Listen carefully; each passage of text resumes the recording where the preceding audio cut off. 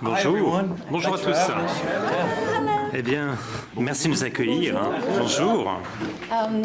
Dans la langue de Molière. Nous allons démarrer. Eh bien, mesdames, d'abord, si cela ne vous dérange pas, nous avons une question pour vous. Allons-y. Un instant. Voilà. Je veux savoir si pour construire son rôle, vous étiez inspiré des chanteuses de Shanghai, de manière à pouvoir préparer votre rôle dans le style du cabaret de Shanghai. Quel a été ce travail de préparation pour ce rôle? Bien, quand je chante, eh bien, je puise dans mes origines musicales. J'ai démarré comme danseuse, et puis ensuite j'ai chanté, et je suis devenue par la suite actrice. Et pour moi, effectivement, nous avions ici, il y a une centaine d'années, nous étions dans un personnage qui était une des premières chanteuses asiatiques, américaines. Et donc voilà, c'est un petit peu comme ça que ça m'a construit, et ça m'a permis de construire le personnage de Lady Fay. Comment est-ce que vous vous préparez en tant qu'acteur, actrice, pour un rôle qui va vous ramener à ce que vous faites d'habitude, à savoir être acteur dans un autre domaine, dans une autre ère, plutôt. Alors, je dois commencer à y réfléchir d'ailleurs, parce que ça me semble tellement organique comme processus. Effectivement, on revient à cette ère des années 1920 que je ne connaissais pas très bien, dont je n'avais pas une grande compréhension, et tout le charme de cette ère, et puis de l'histoire de l'art. Il y a de l'histoire de l'art dans tout ça. Et je dirais qu'on était un petit peu dans le Wild West, et on était vraiment pionniers. Il n'y avait rien auparavant dans ce domaine-là. Donc tout, voilà, c'était un petit peu... Donc, eh bien, je me suis reporté vers John Gilbert, Fairbanks, pour faire ce travail de recherche.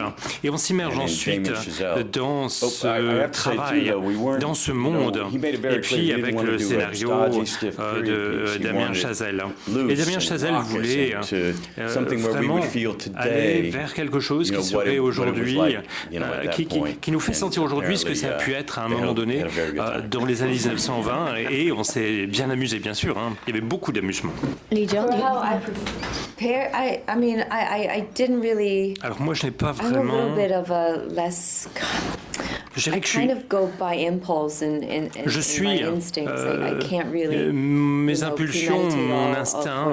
Je ne prémédite pas ce que je vais faire, parce que sinon ça retire quelque chose qui est organique, qui doit partir de l'instinct. Et donc je me fie à ce qui me semble être bon, ce qui peut marcher, et j'ai mis de côté ce qui ne marche pas. Donc c'est un petit peu ce processus-là que j'ai mis en œuvre. Et puis, je dois dire que Damien avait tellement fait de recherches avant qu'on avait commencé même à échanger. Et il avait fait ses recherches sur Mosby, Duke Ellington, Louis Armstrong, tous ces artistes noirs, et qui avaient fait l'objet de ces travaux de recherche, et pour savoir comment eux étaient devenus musiciens, et avait fait cette ascension. Et donc Damien Chazelle m'a donné ses premiers jalons de ces travaux de recherche, et cela m'a permis de choisir, de sélectionner parmi toutes ces connaissances ce qui allait pouvoir me convenir le mieux et être le mieux adapté à mon personnage. Ils avaient l'impression d'avoir acheté une part d'éternité. Alors, je voulais savoir s'ils avaient tous les trois finalement l'impression d'avoir acheté une part d'éternité. C'était ce film, quelque part, vous fait rêver.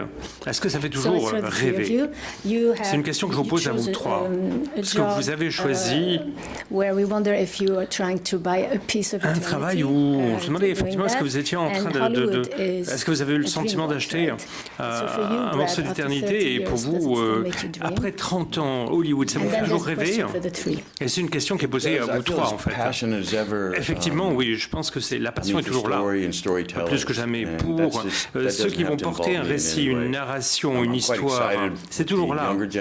Moi, j'aime beaucoup voir ce que fait la jeune génération en termes de langage cinématographique. Et ce qu'on fait ici, Hollywood, c'est finalement cette colossale histoire, ce parcours, tous les personnages, tous les histoires, tous les artistes, tous les acteurs, toutes les actrices qui sont venus avant nous, qui étaient là. Et nous sommes finalement, nous occupons une part minuscule de cette histoire. Et nous sommes qu'un blip sur la chronologie du temps.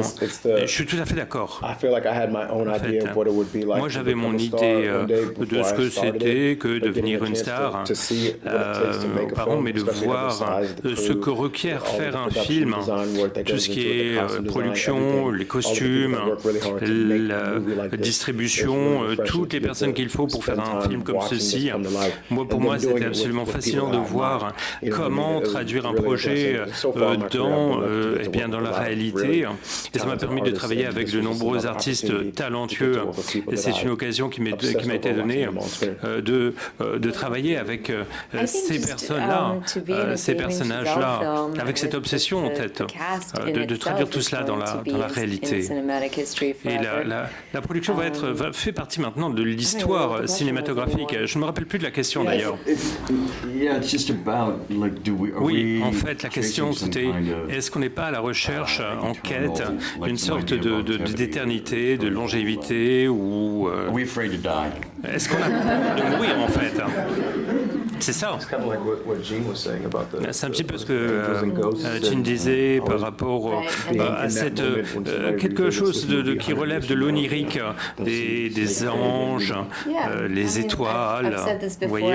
Alors c'est ce que j'ai dit précédemment. Nous dit Lynn Junlin. Eh bien, elle a dit. Lynn Junlin a tellement bien dit. L'échec et la réussite sont à la merci des goûts sans cesse changeant du public. Et donc, rien ne dure vraiment, tout est éphémère. Et donc, je suis là, je me baigne dans ce mouvement et j'espère simplement que le succès va persister.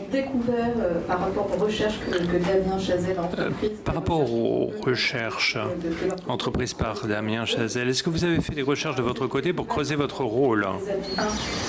Et pour revenir à l'ère des années 20, et parce qu'il y a des choses étonnantes par rapport à leur modernité finalement. Les minorités, et s'ils sont nostalgiques éventuellement. Et est-ce que vous êtes éventuellement nostalgique de cette époque-là? Et par rapport à la façon dont l'industrie a évolué, c'est une question à poser pour les trois personnes. Alors, it's a question for the three of you. Voilà, c'est une question, je reprends la question, que je vous pose à vous trois. Lors de vos travaux de recherche pour vos rôles respectifs, et par rapport à ce qu'a fait Damien Chazelle, est-ce que vous avez découvert des choses que vous ne connaissiez pas par rapport à certains aspects d'Hollywood? Parce que certains aspects, est-ce que certains aspects d'Hollywood vous semblent extrêmement contemporains? Et quand il des rôles féminins et des minorités, finalement, des représentants des minorités? Parce qu'on a ça semble extrêmement moderne pour les femmes, pour les minorités. Alors je vais commencer par une remarque générale. Et parce que nous avons tous des histoires spécifiques par rapport à l'ère et par rapport à l'époque qui fait l'objet de ce film. Alors maintenant, je pose la question. Voilà, c'est ça. Bien joué. And Damien has said this early on. We look back at this period in a kind of through a sanitized lens. On est dans quelque chose, on pense que c'est quelque chose dans les règles, que tout est à sa place, tout est finalement dans un environnement stérile, mais non. Nous avons des personnes ici comme nous, puisqu'à l'époque il y avait cette absence de règles, tout était là, tout pouvait partir d'un côté comme de l'autre. Il y avait cette liberté Alors, on a pris avec tous ces excès, mais je dirais que tout ce qui nous propulse, tout ce qui, comme on était dans les années 1920, comme aujourd'hui, nous sommes toujours allés de l'avant, à pousser, je dirais, de l'avant. Voilà, c'est tout ce que j'avais à dire. Mais je pense que vous parlez de façon très jolie de cette époque, de cette ère. Je pense que Jovan et moi-même, nous représentons finalement les pionniers. Et la raison pour laquelle nous sommes là aujourd'hui, c'est grâce aux pionniers de cette époque. Et nous pouvuvons nous confier, nous pouvions, quand les temps sont durs, on peut maintenant se confier, mais à l'époque, mon personnage, Nellie Leroy, était seule et elle devait tenir debout toute seule. Et donc on ne pouvait pas forcément compter avoir ce soutien. En tant que femme, Nellie Leroy a eu une carrière, mais elle n'a jamais été en mesure d'occuper le devant de l'écran, étant donné effectivement cette histoire de fait d'avoir embrassé un Caucasien. Et donc on avait en fait un Caucasien qui jouait un rôle d'asiatique. Et donc ceci, le rôle en fait lui a échappé et cette personne a ensuite remporté un Oscar. Et pour elle, c'était vraiment un crève-cœur pendant toute sa vie. Elle a pu ça et donc voilà ce qui s'est passé pour donner ses origines. Alors moi, mon personnage, Sidney Palmer, c'était finalement un avertissement. On parle ici, ce film nous parle du prix de la célébrité. Et parce que Sidney est un témoin du basculement de cinéma muet qui passe à l'époque du cinéma parlant.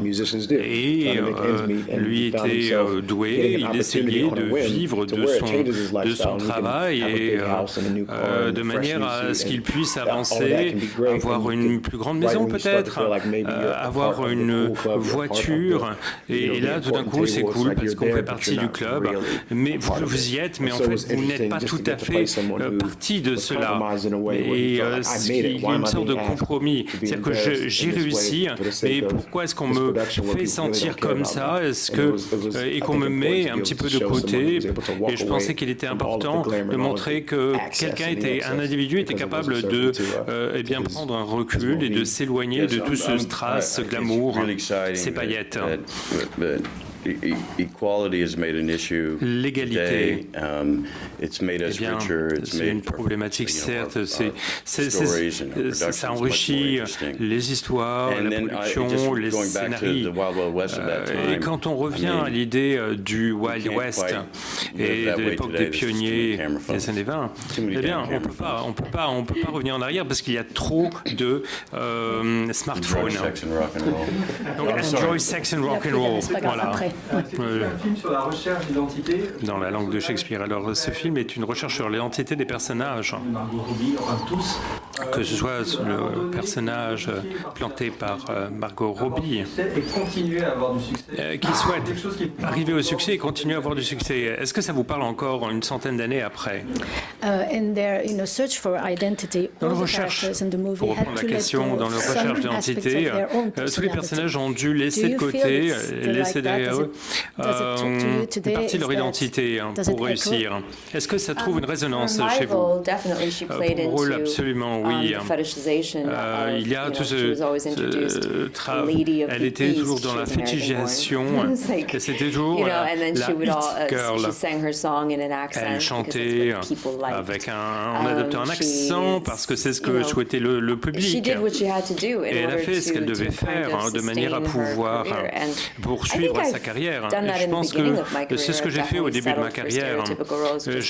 J'ai campé des rôles stéréotypés et au début de ma carrière, au début de mon parcours, mais pour reprendre la conversation autour de des questions raciales, effectivement, une femme de couleur, eh bien, il va falloir jouer, si vous tombez dans ce cas de figure, vous allez devoir jouer le jeu, finalement. Alors, je suis tout à fait conscient de ça, il va sans dire, c'est quelque chose qui existe encore aujourd'hui. Je suis, finalement, j'ai beaucoup de chance de ne pas jouer des stéréotypes, de ne pas jouer de rôle de rappeur, de gangster, ou quoi que ce soit d'autre dans cet acabit. Mais je pense que j'ai eu beaucoup de chance de jouer des rôles qui étaient respectés, qui avaient un poids. Et certains de mes collègues, de mes confrères, consoeurs ont dû prendre un rôle stéréotypé.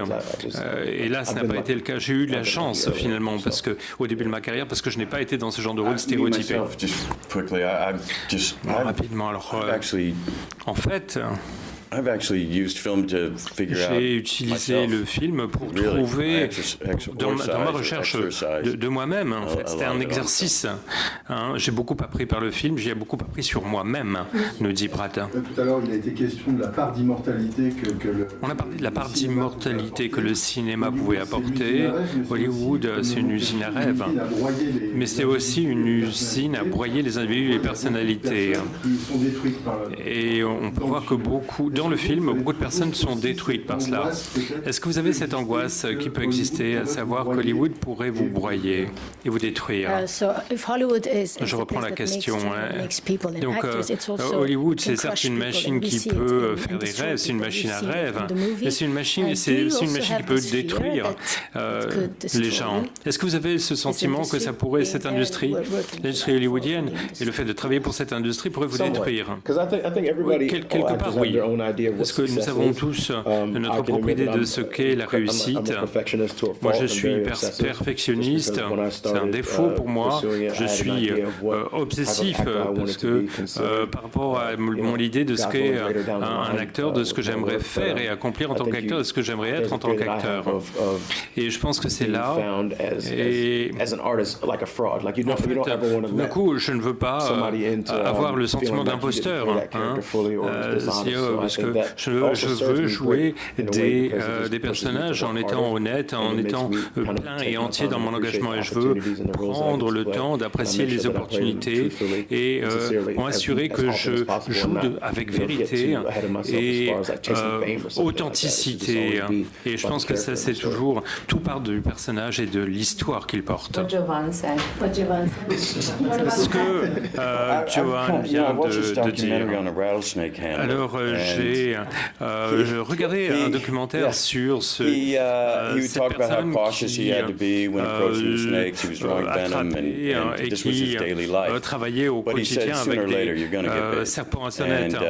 Et on disait, effectivement, il faut faire attention, mais quand on approche les serpents à sonnette,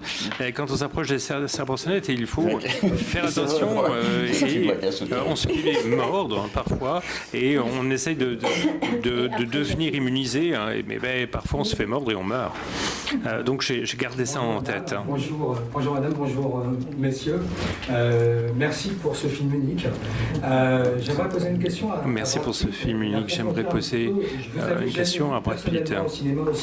Je ne vous avais jamais vu aussi tragique au cinéma. Vous m'avez vraiment beaucoup ému. Votre statut de star avec le personnage de Jack Conrad. Il y a avec ce personnage de Jack Conrad, on ne veut pas révéler l'histoire.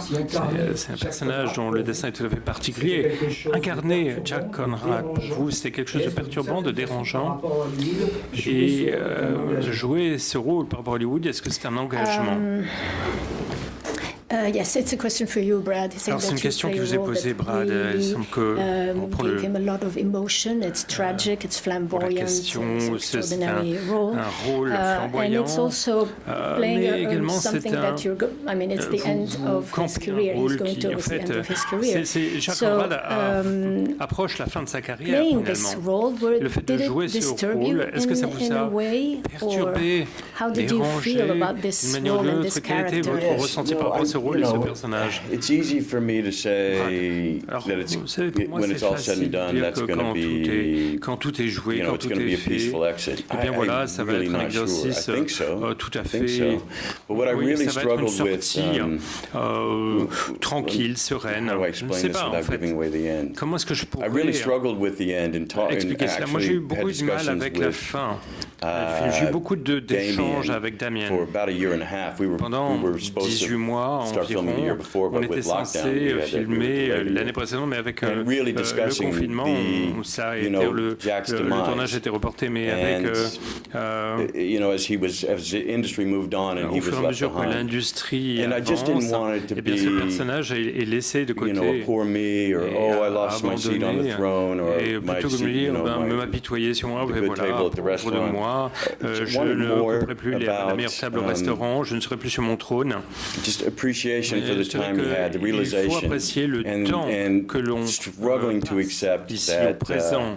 Il faut accepter le fait que ce temps est fini et ce temps a une limite. Et notre expérience sur cette terre est éphémère et marquée par ce caractère.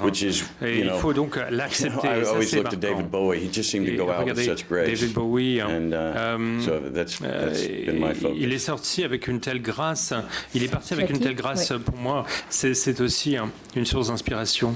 Et c'est également un constat. Il y a un parallèle à faire entre l'instauration du code Hays. Y a-t-il un parallèle à faire entre l'instauration du code Hays dans les années 30 et le politiquement correct dans les années 90 aux États-Unis, son impact?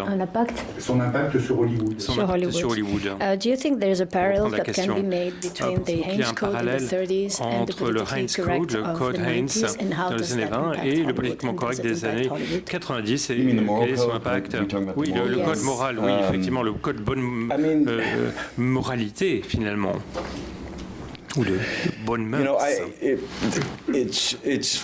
When the moral code came in the 30s, lorsque le code de bonne moralité est entré en vigueur dans les années 20, et bien cela a enchaîné l'expression et liberté et avec cette sensibilité puritaine. Alors moi, nous avons en fait, tout au long de ma carrière, ce que j'ai vu, nous avons effectivement, nous rendons compte de nos films. Il y a, comme je l'ai dit, il y a trop de smartphones. Et nous devons, de nos jours, walk a straighter line. But I don't bemoan that in any way. There's so much, je ne veux pas non plus geindre. Et il y a tant de talent. Et avoir un rôle, décrocher un rôle, décrocher ces opportunités, c'est aussi une question de chance. Ça fait partie du compromis, si soit-il, finalement, c'est comme ça. F1 or MotoGP, la Formule 1, le MotoGP, on sait qu'une partie en fait de votre rôle, eh bien, c'est de rester en bonne santé, de faire de l'exercice, de faire des interviews post-événement, pré-événement et de bien dormir la nuit. Eh ben, nous, c'est un peu pareil, finalement. Et on peut...